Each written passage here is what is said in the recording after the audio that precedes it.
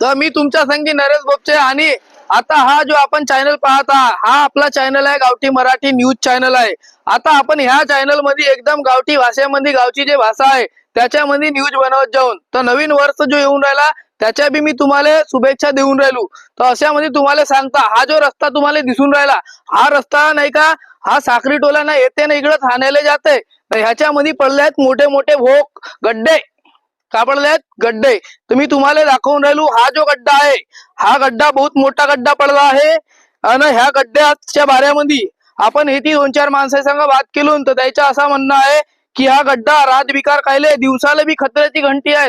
न हे ती कोणी बी असा रफ्तार न आला तर भाकणारी धसल न खचणारी त्याचे ऍक्सिडेंट होईल न मग तो जबरा फुटल न मरू बी शकते न मग त्याच्या घरचे बायको लेकरा म्हणजे अनाथ बी होऊ शकतात। पर ह्याच्याकडे प्रशासनानं ध्यान नाही दिलं तर बहुत तकलीफ वाली बात आहे। तुम्हाला सांगून राहिलो हा इकडे जांभूळटोला